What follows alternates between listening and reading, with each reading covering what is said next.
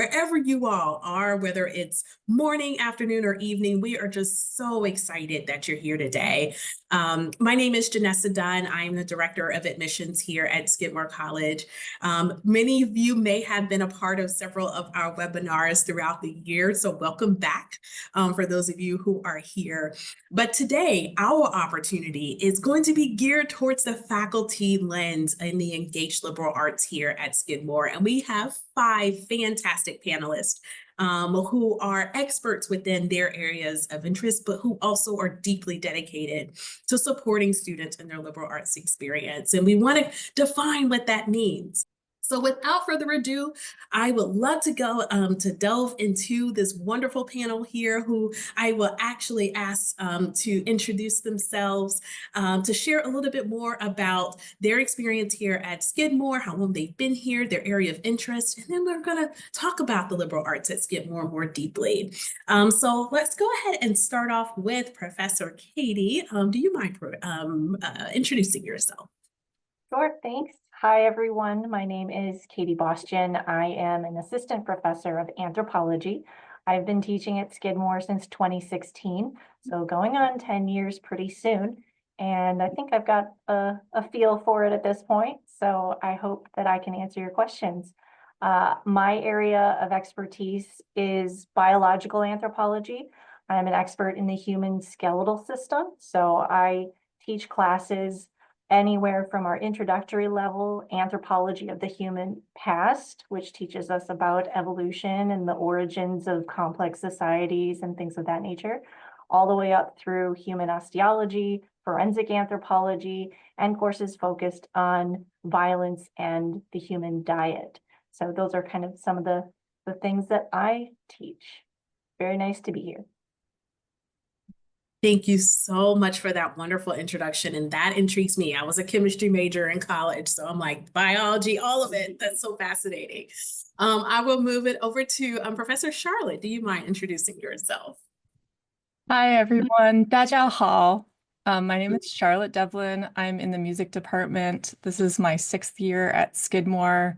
My expertise is in, I study music in Asia. I have spent most of my career studying music and culture at the China-Mongolia border. And I teach a range of classes in music that don't involve necessarily musical instrument playing, but thinking about music in various ways, culturally and historically. And then I also teach ensembles here. So nice to meet you all. Thank you so much for that introduction, Charlotte. Excellent, excellent. Professor Edmund, do you mind sharing some more about yourself?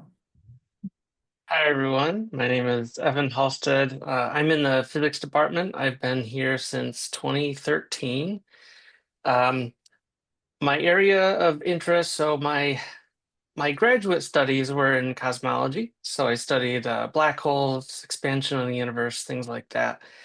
But in my undergrad, I also majored in electrical engineering. And nowadays, I'm actually shifting a little bit more toward the engineering side of things. I am the chair of the Engineering Advisory Committee here at Skidmore, which oversees our 3-2 dual degree programs with Dartmouth and Rensselaer Polytechnic Institute. I teach courses in the range of freshmen to seniors, including our introductory classes, but I also teach things like robotics. That's a really fun one that I've been getting into lately. I also teach a course called How Stuff Works, where we get to use our amazing makerspace to just make all kinds of things. And it's a lot of fun. And I've had personal experience with Professor Halstead showing a lot of the really great work within our Center for Integrated Science. That's awesome. Professor Pushy, do you mind sharing a little bit more about yourself? Sure. I'm really glad to see you all here. Thank you all for coming. I've been a professor at Skidmore since 2001, which is a very long time I've been here. Before coming here, I actually taught in Sweden, in Finland, in Canada, and in the US, and a little bit in the UK. So I'm located in two different departments. I'm in the management and business department as well as in international affairs. And a lot of my focus is really on the global side of things, both in business and as well as in world politics. I teach a number of courses. One of them is on global capitalism. The other is a required course in our majors on international environments of business. I'm currently actually teaching a class on Israel and Palestine in conflict. And that one is the only class on that topic in the college. And it's a fairly intense experience. So I think I'll stop with that. Thank you so much for your introduction, Professor Bashir. Much, much appreciated. And then, of course, last but not least, we have Professor Ron. Hi, thanks so much. So I'm Ron Saib. I'm an associate professor of political science here at Skidmore. Welcome to virtual Skidmore, by the way. I've been here since 1988. So that's sort of when the Assyrian Empire was still around. So I've been here for 37 years. I teach courses. I'm an Americanist, so I teach courses on U.S. presidency, on Congress, on political psychology, and on media and politics. I also, in terms of research, I do really the history of the mass media in the United States. I hail originally from California, so I was very happy to hear there's some people from LA. And I can talk about how I migrated from the West Coast to the East Coast. It's quite a riveting tale. But then, welcome so much and glad to have you here. Excellent, excellent. Thank you so much. And I think it's so incredibly wonderful just to hear from all of our colleagues here, all of my colleagues here. And I, formally call them professors, but many times on our campus, we go by each other's first names and last names. So in that space. And so, but I learned quite a bit from every interaction. And I think it's really important for us to kind of talk through, some of the things that you may have observed. There's a lot of intersectionality here in terms of disciplines. We have engineering, we have anthropology, we have biology, we have music, we have a global experience, whether that's from the music perspective or from the business perspective and political science.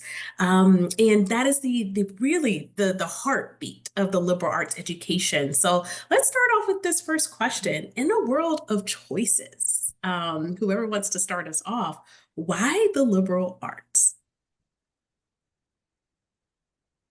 Well, Claire, you stumped all of us.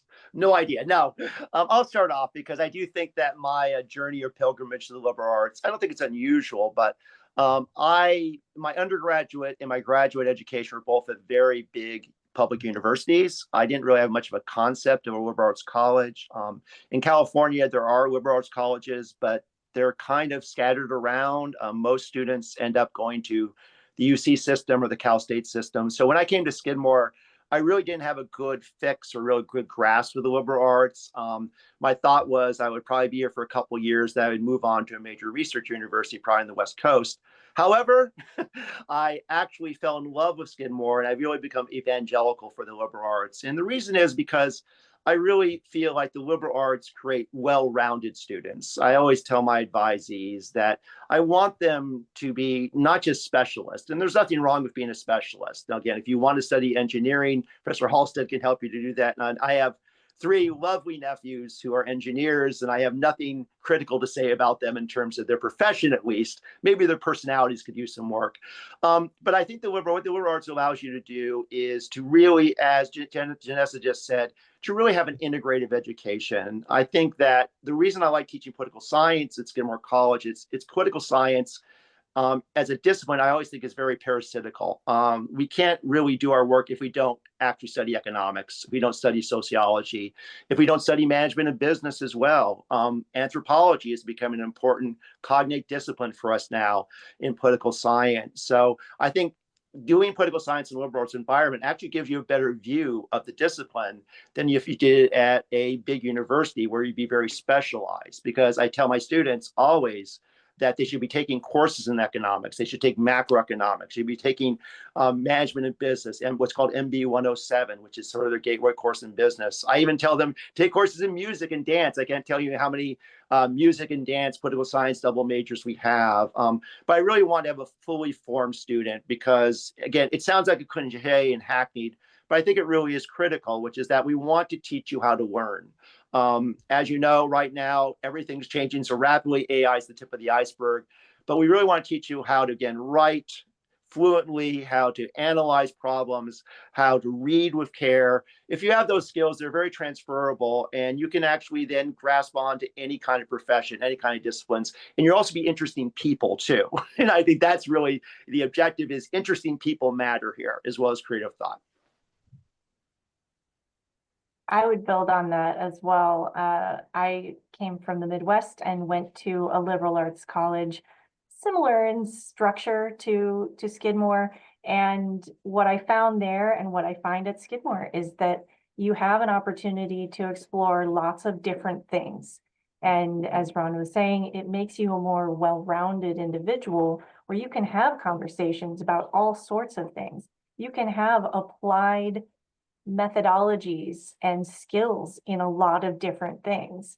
For my particular background, I study ancient cultures in the American Southwest, in the UAE. Lately, I've been working on a project of the historic period for New Orleans. And I am able to explore all of those through the lens of the human skeleton and the health of the body and things of that nature. But I also get to ask questions like, what is the impact of inequality on the human body?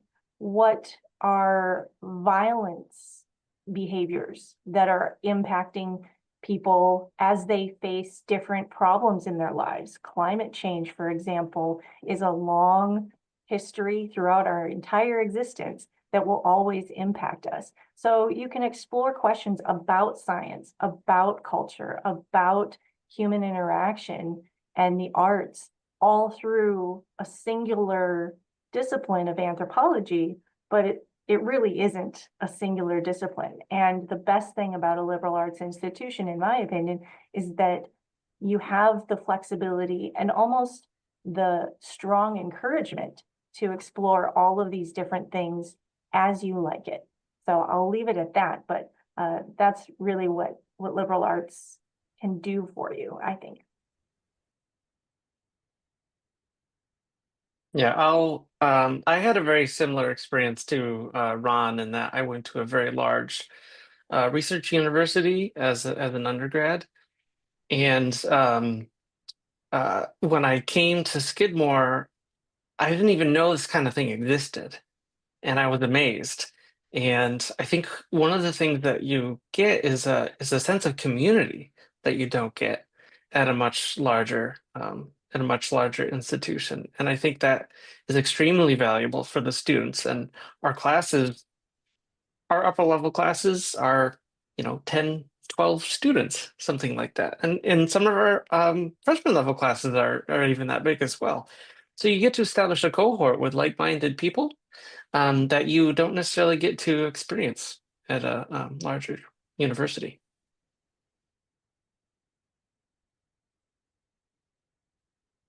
I'll just offer my experience quickly. So Ron, I'm also from Southern California, and I knew very early that I didn't want to go to a big school. So I went very far from home. I actually went to the Midwest for college from Southern California, and went to a liberal arts school very similar to Skidmore. And what I was searching for was right there. I found it. I found the community, everyone living on campus all 4 years, small class sizes, teachers who knew my name on day 2 and who would reach out if I wasn't in class, and who really cared about me as a whole person, not just as a number in the classroom.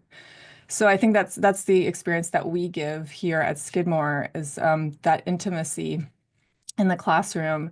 And the music department is one of the most fun places to be, because we have people thinking together and making music together.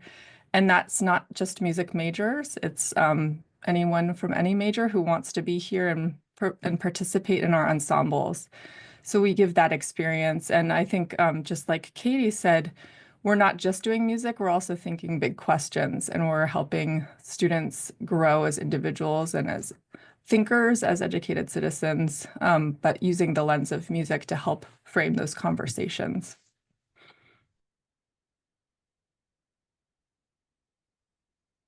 Okay, let me chime in a little bit just to say, I mean, pretty much I agree with what everyone else has said. One of the exciting things I think for students themselves is that in their classrooms, they're not going to be only be participating in the class with people who are taking the same major. And that is particularly true in business in particular, where we have a gateway course, which is very, very exciting. And that actually draws students from across the entire college. So right from day one, business major at Skidmore is not going to be only with business majors. They're going to have students from history, from economics, from the sciences, from theater, from dance, and so on. And so that itself gives a certain energy to the classroom, which is really not usually typical in a standard kind of large university. So it's not just that we kind of bring different disciplines into the curriculum, but also that the students themselves come from different areas, and that brings a certain kind of energy which you really don't get anywhere else. Oh my dear goodness. I have enjoyed each of your responses in this really great way. And just ending on what Professor Pushy has mentioned, MB 107, I believe that's the course that she's mentioning as it relates to having that type of opportunity, you know, when you're thinking about a culminating capstone experience at the end of your experience. Skidmore kind of flips it on its head and has it at the beginning, which I think is really unique in its space in terms of introductory aspects into business, but also just the intersectionality that it has across disciplines. So as I'm going through the chat and for the Q&A in this space, and I see that several students have already submitted their questions, which we will most certainly do our best to address during our time today. And of course, if you do have others, please feel free to submit. There are some really great themes as it relates to what your experiences are within the liberal arts in Skidmore. Can you all share a little bit about what does a typical class look like for you all? And I know that many of you may have taught a variety of different courses during your time here at Skidmore, but can you walk us through what that looks like for you all? I guess we're going around the horn, so I'll start again. I think you could say if you've seen one class at Skidmore, you've seen one class at Skidmore.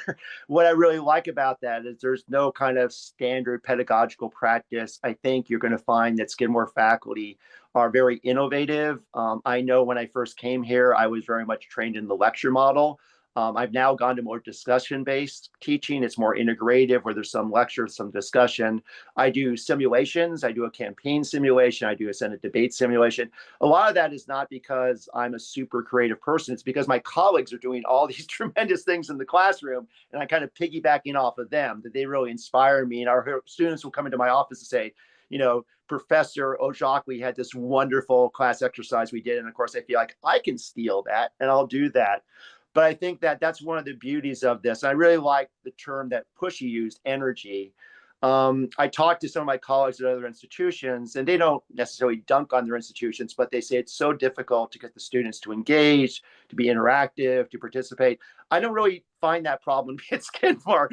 Sometimes I actually have to tell students, okay, now I have to actually talk a little bit about the material because you guys have been so vibrant and vivacious. But I think the students really do create an atmosphere that allows us to explore. And as I said, I think the heterogeneity of our students, I really, again, like the point that, you know, when I'm teaching my course in political psychology, I know I have political science students in there. I have a lot of psychology students. I have econ students. As I said before, I have music students. I have dance students. It definitely keeps me on my toes, but it also helps dynamic in the classroom because people are coming from different disciplinary perspectives. And I think that creates a much more, you know, to use the term I just used a second ago, a much more vibrant, more interesting, more energized environment. So as I said, I don't think there's any uniformity at Skidmore. I think that we all kind of, again, we learn from each other and we're always trying to advance both ourselves and the faculty in terms of our pedagogy, because it really is a teaching institution. Our research informs our teaching, but the students are our priority. That's really what we do. We're about the education of undergraduate students. I'd say that there's not necessarily a typical course or a typical class at Skidmore, which is really exciting from semester to semester and even day to day as a student. You can be in intro courses that might have 20 to 25 students, maybe 28, but odds are you're not going to have any more than that. And then by the time you get to the 300 level, the upper level courses, they're going to probably max out at 18, if not smaller. My osteology class, for example, tops out at 16, and that's a much better situation for that particular class. But on a day-to-day basis, I'm doing all sorts of things. I might be giving a PowerPoint lecture in a more typical expected format for part of the day. And then we might switch into a conversation, or we might switch to working on group projects that last the whole semester. I often have a lot of lab-based activities where you're handling teaching materials, like replicas of a chimpanzee or a hominin fossil or a human skeleton, things like that. And so it varies from day to day, and I think that's what's really fun about it. But then at the upper level courses, a lot of times in those seminars, you are having more in-depth discussions about readings and themes that are carrying through from week to week and throughout the course. But also, I often will assign things like unessays, which are like a big research project, but at the end of it, rather than giving just a standard presentation or a research paper that you write, that's 10 or 12 pages long, I have you do something creative. I've had students do anything from write a rap song, bake bread that was from ancient Rome. They have made replicas of prehistoric structures that people lived in New Mexico, all sorts of things, and knitted a replica of the human rib cage. You name it, it's an option.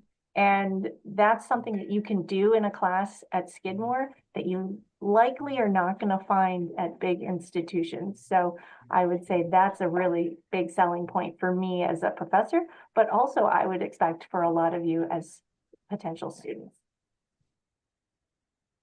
So I would also add to what everyone has said. There is no such thing as a typical class or a typical lecture. And I do some amount of lecturing, but the lecturing usually takes a form of a kind of a conversation with the students are always interrupting me, and I always tell them I enjoy the interruptions. But one of the things I do, for instance, is I work with film. And I teach a class on global capitalism, and part of that class is to look at the financial crisis of 2008, which is a very, very complicated global economic and political situation. But one of the interesting things I found is that you can learn a lot from movies. And so I assign a series of films. Some of you may have watched some of them, like Wall Street, The Big Short, Too Big to Fail, Money, Power, and Wall Street, and so on. There are a lot of really exciting films. And so the students work in groups to kind of extract the main lessons from the films themselves and to see how the films are actually able to teach you a fair amount about actually why the US and the world in general went into this kind of financial meltdown. And that's something they actually really enjoy. And I don't think that's a kind of pedagogy you would typically encounter in most other places. The other thing I've started doing now is training my students to do both podcasts and more recently video essays. So right now in the class I'm teaching on Israel and Palestine, they're going to be assigned in groups to actually produce a video essay. And a video essay is not a vlog. A vlog is, you see someone coming up there and just talking endlessly about what they think about. A video essay is a much more concrete, organized, argued piece of work, which they will actually work on together with the help of some really excellent people we have at Skidmore who will help them with the technical side of producing the video essays. So this also is kind of part of what we would consider to be the liberal arts approach to things. I'll give an example from one of my favorite courses to teach, which I mentioned before, called How Stuff Works. When students sign up for the course, I ask them, like, what stuff do you want to know how it works? And I try to build the course around that. And they come up with ideas I never would have thought. of myself, which is one of the great parts of doing that. So for example, one student wanted to know how tattoo machines worked. And I was like, I don't know, but let's figure it out. So we started with a lecture of we're talking about electromagnetism and things like that. And then we went to the makerspace, which we call the Idea Lab, and we used the laser cutter to cut out a frame, and we cut pieces of from a coat hanger, and we sort of assembled it all together and wrapped a wire around a nail, and we made something that would make the coat hanger like vibrate back and forth. And then we did a lab. We took measurements on it to see how it performed and things like that. So yeah, that's the kind of thing that we do a lot in that class. Well, all of your classes sound so great. I want to take them. So my classes are very active. I don't do a lot of lecturing. Usually the students will prepare some kind of reading and then we'll engage with it. We'll have people around the room with stickies on the walls, drawing and answering questions and discussing and engaging with one another. And then we'll come together, and once we've unpacked, sometimes these readings are very dense, but we try to break it down and figure out what is the author saying and how do we respond to it. And so I think that ends up being way more engaging. They get to know each other than having me explain something to them. So they're actively co-learning and co-teaching together. And sometimes we get on tangents and we're talking about should we even have music in the institution at all? We were just talking today, maybe we shouldn't talk or write about music. We should just music about music. Could we do something better? And then we got into a heated debate about that. If we take music out of the institution, does that delegitimize it? Or does the institution reinforce the importance of different kinds of music, including like jazz and hip hop, which are underground? Does putting them in the institution help or hurt those styles? So, we never know where the conversation's going to go, but we always have a lot of fun. And I've sort of turned away from research papers, and I also love video essays and especially podcasts because it is hard to write about music, and sometimes it's helpful to talk about music, but then to have sound inside as you're doing your research to be able to refer to that in the final product. Just listening to all of you, just like you, Charlotte, I'm like, can I take each of your classes at some point? Because each of you, just as you've mentioned, Ron and Katie, you initially said that no class is the same. And also the evolution of how that looks for you all as professors over time, and how even your camaraderie amongst professors and being able to learn from each other in terms of styles and working with our students is also incredibly supported. But the overarching theme that I hear really kind of hits on our motto, which is creative thought matters. We feel very deeply about innovation and being able to think about ways in our processes and our disciplines in ways that are creative in our own respective ways. And each of you have exemplified that so beautifully with those examples. In that light, in that space, and some of you may have hinted towards this, there are some really good questions coming from our students as it relates to research. Is research available or an option at Skidmore, a liberal arts institution? And what does that look like? So I guess I'll start again. We have a very, I think, robust faculty student research program during the summer. But really those collaborations with students are not confined to the summer. That's a funded program, and I think some of my colleagues can talk more intelligently about this, but faculty members are very eager to really partner with students on research, particularly in the sciences, but not exclusively in the sciences. A lot of my colleagues, and I do this too as well, if we have a project that we think is a project where our student can really assist us in that, and it's a good learning experience for the student, but also, again, they can actually add value to it as well. So it's a teaching experience as well as a contributory experience. And publications sometimes come out of there, or at least conference presentations. So we really do want to bring students into, I would say, the research or the inquiry process as well. Because sometimes research you're thinking about, well, that's just data and going through archives. But I really like when a lot of my colleagues are asking about big questions, right? Some of these questions are not really answerable through a research project, but I really want them to struggle with it. So when Charlotte was talking about, should we even have music, right, in an institution? Does that sort of in some ways sort of taint it?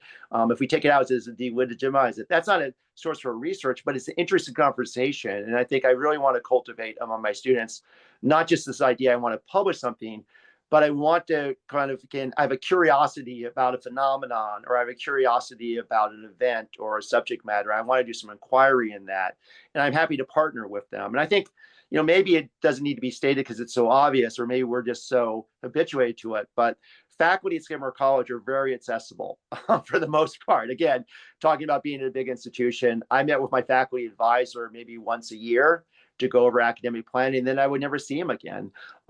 We pride ourselves on really being student-centered. And it's not just in some ways a shibboleth or a slogan.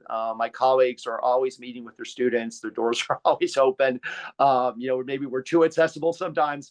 But I think that's part of the joy of really being in a place like Skidmore College, is we get to watch students develop, and we like to get to, again, as my wife often says, we get to become obsolete, right? At the beginning of their college careers, they need me. They're dealing with a recondite idea, a difficult text, a difficult problem, but then they learn the skills and the mentalities and the habits of mind to do their own research. And by the end, they don't need me anymore, right? They don't need me to actually know how to, read a difficult text, or how to write a good essay, or how to put together a video essay. I become in some ways just obsolete, right? It's planned obsolescence in that way. And that's when you become an independent learner. And that's what we want to send out into the world, our independent learners. My particular experience with research with students has always happened off campus, actually. And there are a lot of faculty who do the on-campus research with their students. In my case, my personal research often happens in New Mexico or at various museums. I've gone to the Peabody Museum several times and brought students for just day trips to Harvard. That's been fun. But just recently, just earlier in January over the winter break, I had a student go with me for 5 days down to New Orleans, and we were doing lab analysis of the cemetery project that I mentioned. And she's in the process of applying to graduate schools right now. And this was something that really helped her develop hands-on skills. And I've been able to do that from time to time with various students and include them on my own projects, but also help them develop the skills that they're looking for with however I can contribute to that, whether that be archival research, which is likely to happen in the coming months for the same project, or in other ways. Yeah, and I'd like to add that you can start research as soon as the second semester of your freshman year. And there are many people here who do accept students and will have very large research groups, all from freshmen all the way to seniors. And that gives you a huge leg up when it comes after you graduate, because you have had experience that other people have not had the opportunity to get. I remember when I was in graduate school, the students who came from liberal arts colleges who had done that research, they were way more prepared than I was, frankly, because of all that experience. So I was in a program that had a lot of extra classes that I was required to take in my major, but that's no substitute for the real life experience of research. So there are many ways in which a student can pursue research at Skidmore. So I actually teach a class on research methods in international affairs. And as a result, there's many students who get very excited about research itself, and then they approach not only me, but other faculty in the program. And then sometimes if they're really interested in pursuing even something that is of interest to them, it can be turned into an independent study. And I have done that with some students where you can actually work on with them on an independent study. And one of those independent studies with one of my former students, she's graduated a long time ago now, it actually made its way into a major referee journal. So she's actually, I worked with her, of course, but we co-authored an article, and she's actually a second author on a major journal in a referee journal. So that can also happen. And so there are all kinds of exciting possibilities. In addition to, we have the summer collaboration where a professor can work with a student for a period of either 5 weeks or 8 weeks, just focused entirely on research. So I'm currently writing a book, and I've had a lot of students actually over the years. I've been writing this book for several years, so I've had them work on different aspects of it. And the last summer, I had a student work with me on exploring actually sex tourism in Thailand and the Caribbean, and that's part of what one of my chapters is going to be on. I'll chime in really quick. So we don't usually have many students coming in hoping to do research in music. In fact, I think most of our students think that they will be mostly playing their instrument, and then they come and they realize, oh, we actually have a significant number of classroom courses that will require them to think in a research way, in, for instance, upper level musicology seminars. I'm excited to see that there's a student out there, Neil, who's interested in music research. That's very exciting. And so that kind of thing does happen, and students will come into these seminars and they'll develop a project that sometimes carries over multiple semesters, and they can then develop that into a senior capstone project. They could also work with someone over the summer to pursue summer research. I've been working with some students outside my own area, but through various summer projects, we've been working with local Native communities to digitize and to understand and publicize their performance work online. I guess in addition to that, I'll just say some of the capstone projects that have been the most exciting. We have one right now. Someone is studying gender in Taylor Swift fandom, which I find fascinating. And I'm trying to encourage her to think about race as well. And then we have a capstone looking at leitmotif in video game music. A lot of these students who end up pursuing research often tends to be these very interesting pop music related topics. So we had someone do K-pop, and we had last year I oversaw one on silence in film music. So or in film scores. So there's that kind of opportunity, even though you would think that most of what we do here is performance, it's actually a very academic oriented program. All these excellent questions, and each of you have so much to give. I'm like, oh goodness, how it's exciting to be able to hear how you all are supporting students in their research efforts, and also the application. Knowing that about a third of our students make their way off into graduate professional school after their time here at Skidmore, several to really wonderful PhD level programs, professional programs, as we heard Professor Halstead supporting our students who are professionally going into engineering, others in business, and so many other areas, and the wealth of experience and the well-rounded experience that they're able to have while they're here at Skidmore really prepares them for that next step. Before we go into some more tailored questions submitted by our students, and we see you in the Q&A, so we're going to make sure that we offer some time for those of you who do have specific questions for our professors. There was a note, that Professor Evan mentioned a little bit earlier about the first year, and that research experiences can be experienced by our students as early as their second semester of their first year. But if we kind of go back in time a little bit, for those of you who have worked actively with our first year students, that first semester, what does that look like for you all? Can you, maybe a couple of you share, what does that first year experience look like for Skidmore students? Yeah, I mean, that's a really great question. And I think that, really the linchpin of the program for a first year student is something called a Scrivener seminar, which is precisely that. It's an interdisciplinary seminar. I think that, most colleges and universities talk about interdisciplinary studies. And the right to do so. But Skidmore really was on the cutting edge of really having the disciplines talk to each other. When I came in 1988, we were one of the first colleges to really create an interdisciplinary curriculum at the time. It was called the Liberal Studies curriculum. This is kind of the second iteration of that curriculum. So you have a faculty member who is not only your teacher in a Scribner seminar, but they're also your advisor. So you have that relationship from the beginning with somebody who you're seeing in the classroom, but also seen as an advisor, at least for that first year. And as I said, these seminars run a gamut. It's amazing. And I think that Janessa can tell you some. I teach one that's a little bit more prosaic, really, on media and politics and history. But there's a seminar on coffee, I know, for example, called Buzz. There's a seminar on the voyages of Captain Cook, where the students play different roles. Some of them are Captain Cook, some of them are sailors, some of them are Haitians. There's a lot of different kinds of seminars with different kinds of modalities in terms of teaching. So that's really the linchpin. And then usually what will happen is we'll ask you, you have to fulfill an expository writing requirement. So sometime in the first 2 years of your stay at Skidmore, you have to take a writing course. Most of the courses are offered in the English department, but there's a variety of topics. Again, it's not simply a kind of cookie cutter course. It can be a course on writing gender, for example, or it could be a course on writing nonfiction.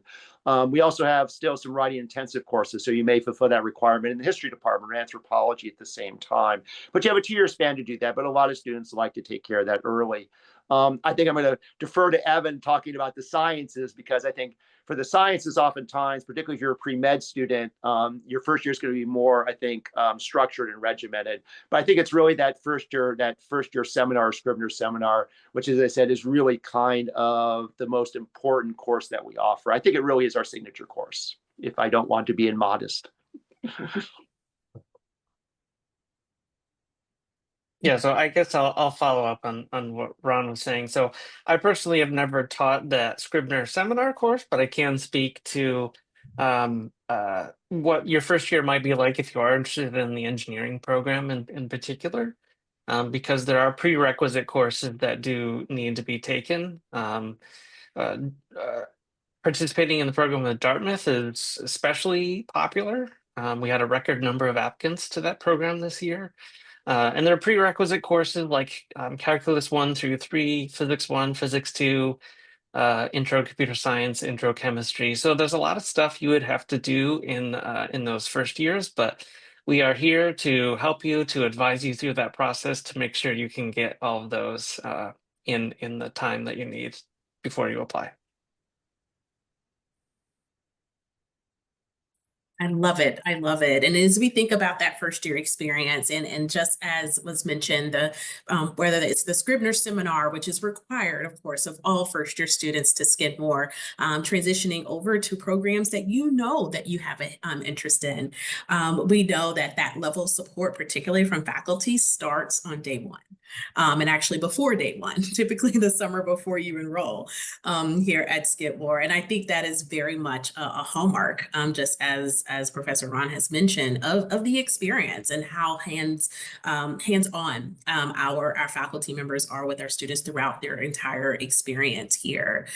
And so with that in mind, I do have some rapid fire questions for you all. If you would like to share with them briefly, you can raise your hand or you can say, yes, this is exactly what I have worked with, because each of you support areas that are different yet connected in different ways as well. Just by show of hands, how many of you all have students who have studied abroad at Skidmore during their time here? Some more naturally than others in that space, but it's so lovely to see that even with our engineers, even with our students who are studying in music, our students in business, political science, anthropology, biology, so many different areas, access to these wonderful and incredible experiences are something that we want to ensure that our students have, and sometimes more than once before they graduate. So another rapid fire question as it relates to your experiences, do you find in terms of your interactions with students that they can come to you outside of office hours? Mm-hmm.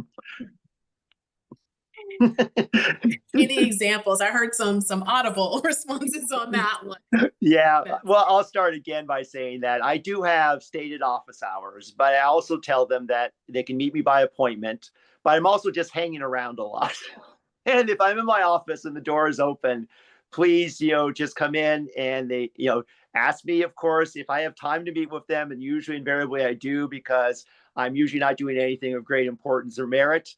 But obviously, yeah, I love to talk to students, not only because I think somebody was talking about, the idea of teaching the whole student, which I think can sound a little trite, but truly, I do want to find out about them as human beings. I want to find out about them, not their personal details and never pry, but I want to find about their academic interest outside of political science. I want to find out if they're in an a cappella group, if they're playing a sport, if they're involved in the music department or the theater department. My wife is actually chair of the theater department at one time. Are there any productions as well? Because Skidmore students are very versatile. And I think we are unusual in that way. I mean, we have so many students who are steeped in the arts and sciences, studying business at the same time. A lot of students who have double majors and double minors and things like that, which I don't necessarily encourage.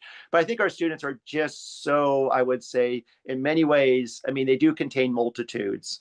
And I love to talk to them about what they're doing outside of my classroom because the classroom is such a small sliver of their lives. So I'm happy to have those conversations. And if it's ever an imposition, it's never an imposition. What am I talking about? It's never an imposition. I love to talk to students. So I always try to be as welcoming and as curious, which is very genuine, as I possibly can be.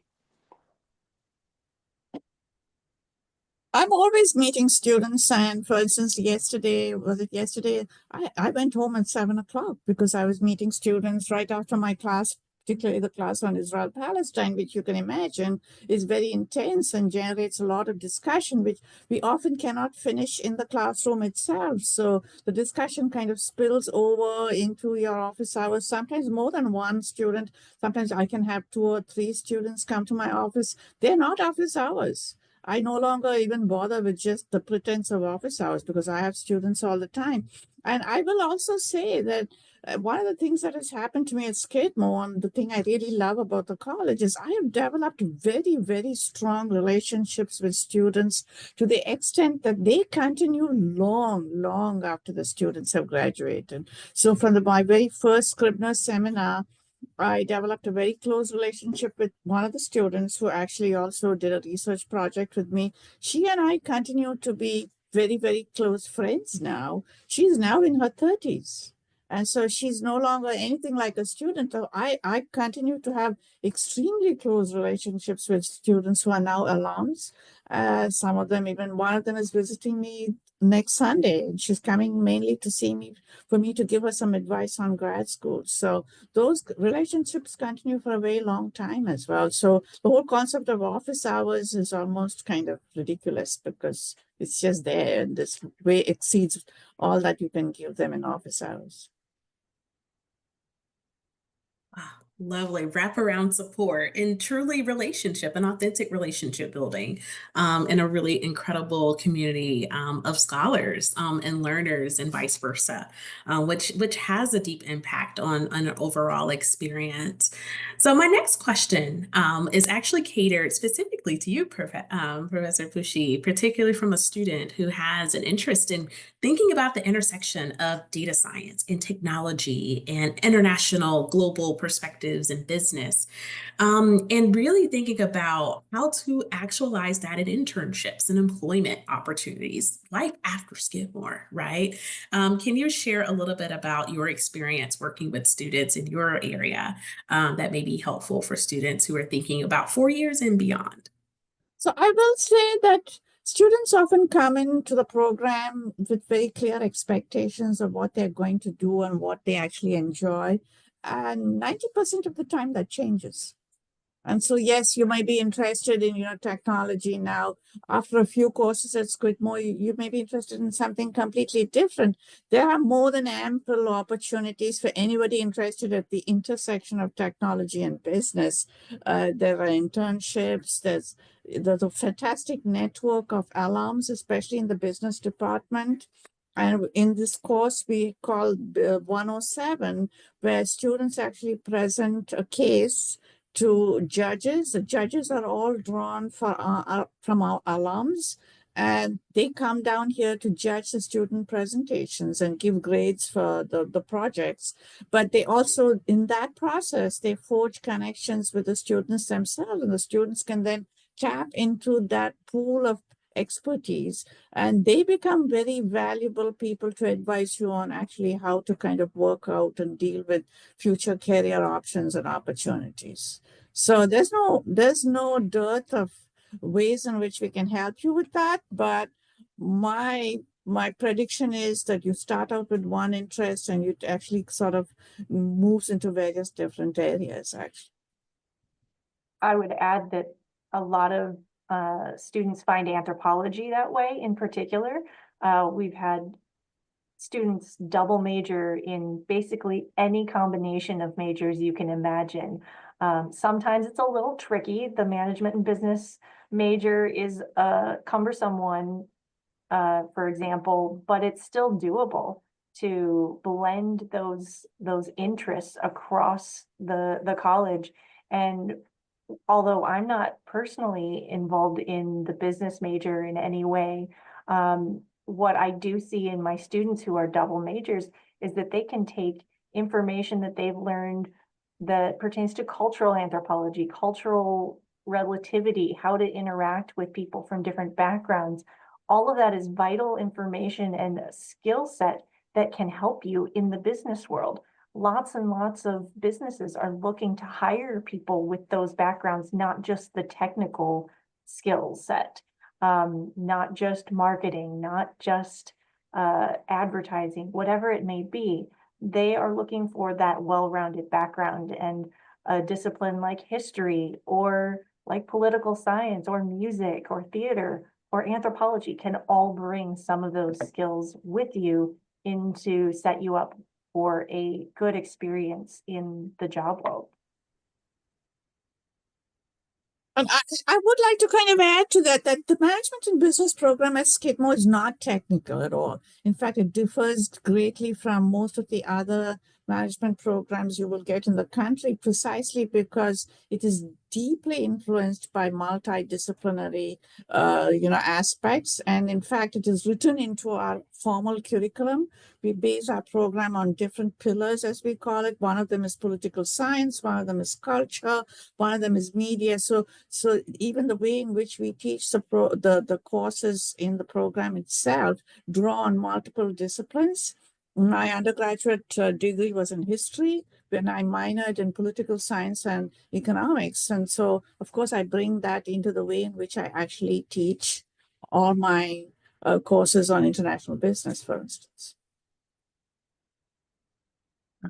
So lovely. And what both of you have mentioned in that space, and how different disciplines, and particularly those that as you've mentioned, Professor Pushy, with our business program, how it is so heavily influenced by different sectors. You know, we have some students who are deeply interested in the arts administration is a really great example of a program such as that at Skidmore that brings in the business acumen within the context of a vibrant visual and performing arts lens for students who want to have that application within their fields and with their interests there. And it's really wonderful to have that experience as a part of the four-year experience at Skidmore. I do have, a question extending over to Professor Charlotte and any others who would like to chime in as well, to kind of talk through, from your perspective, your approach of staying current in your field and bringing those real life experiences into the classroom. And Charlotte, you've done a beautiful job of sharing some of the really, really fun, exciting classes that you are able to teach and to support and facilitate in those spaces. But with your unique space in music, can you share a little bit more about that? Sure. So I feel lucky to be at Skidmore because the support for our own research agendas is very high. So we're expected to bring transformational educational experiences to our classrooms, but we're also expected to stay current in our field. And so we receive funding to attend conferences. We have funding to go do our research. I go to the field about every other year except for the COVID years. So I'm usually going back to either China or Mongolia on a regular basis and attending conferences. And it's sometimes challenging for me to bring precisely what I research into the classroom, but partially because what I teach is very broad, but I'm always bringing those experiences and sometimes sharing pictures of me drinking milk tea in a ger or a yurt to the classroom just to help them understand where I have been and what I do. And we use that to think culturally about music across the world, not just Mongolia, not just China, but to think, how does sound work in these various communities? How do people even define music and sound differently in different communities? So I think my in-depth research helps to give that depth, but then we also get breadth so that it's not just one place that they're learning about.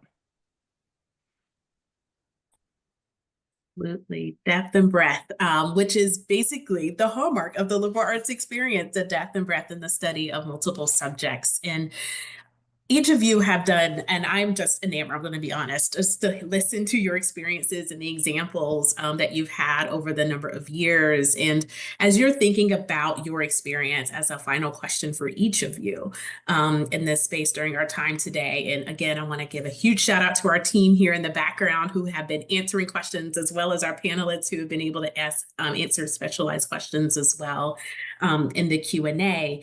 What is something about your role and personally to you here at Skidmore that is your favorite part about teaching? The creativity of students, I think, is really always the best part of any class, where you get to see what they can do, what they're interested in doing, whether that be an artistic type of thing, or maybe they're just really funny and they like to bring humor into every conversation that they have, when appropriate, obviously. Things like that really just give you an opportunity to make strong connections with the students on a personal level, that is more than just them and where they sit every day. It's not just memorizing a face, it's actually getting to know a person one-on-one in one class or in multiple classes over their experience. So I would say that's my favorite part.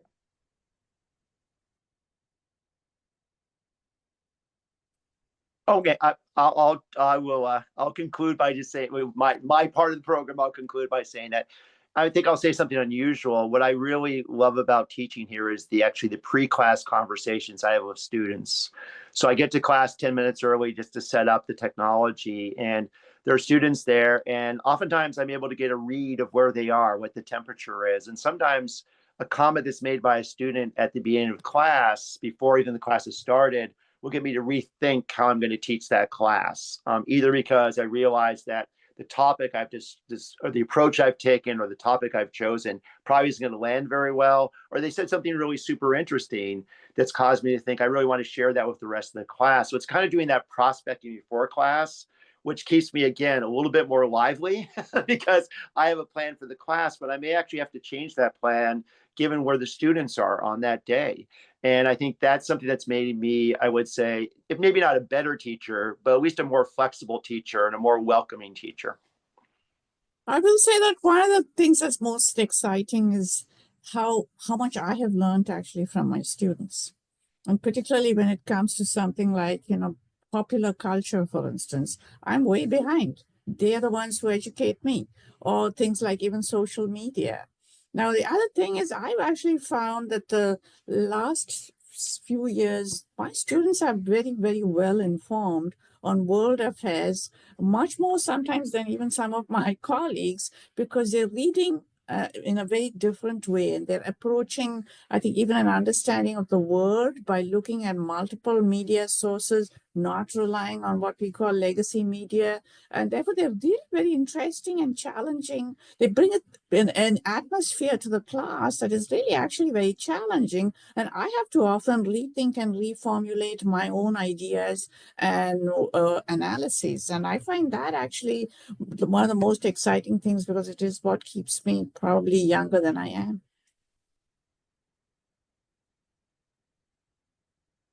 Yeah, I love how much I get to learn, both from interacting with the students and my fellow colleagues.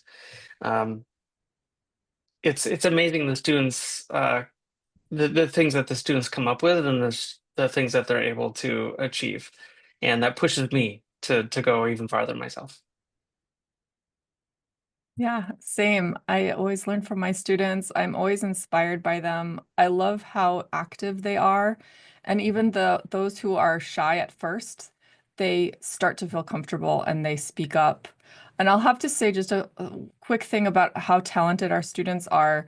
I'm just they're so remarkable, and I'm always impressed by what they bring. So we have students who have made their own albums, who have played in Carnegie Hall, who showcase their work, their independent work at Skidmania, which is one of our most exciting musical events of the year. Please go look it up. It's so great. It's 50 years ago music covers. And these are not necessarily music majors. They're all across the campus and their talents are very wide. We have students who are producing beats and teach me what they're doing on their DAW, computer software. We have just a lot of cool things happening musically in the music department and outside the music department, and that's so inspiring to me.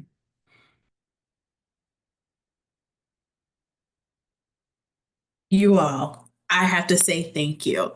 It is just such an absolute pleasure to be able to listen to you, for all of you to be able to share your questions. And I believe we answer almost all of them in the Q&A, but also from the role of admissions. We know that many of you are active in your space, whether you are more recently enrolled or you are currently in your application review process, or maybe thinking about us in the future. Very similar to our fabulous faculty here at Skidmore, our team in admissions. We also care deeply about who you are as human beings, and we're reviewing and things of this sort as well. If you have questions regarding your application, updates, things of that sort as well, please know that you can reach out to us. On our website, you're welcome to navigate your way to meet your counselor. And every part of the world is covered by at least one of our staff members, and we're able to answer those questions for you moving forward. Additionally, if you have questions regarding the financial aid process, myself as well as our wonderful director of financial aid, Beth Post, we have a webinar recording from a few weeks ago. If you would like to go take a look at that as well, particularly for our students, parents, and guardians, advocates who are listening in today. But at this time, we will go ahead and conclude. I just want to say thank you to our fabulous faculty for all of your wonderful expertise. And we look forward to hopefully having the opportunity to see you all soon. Have a great one, everyone.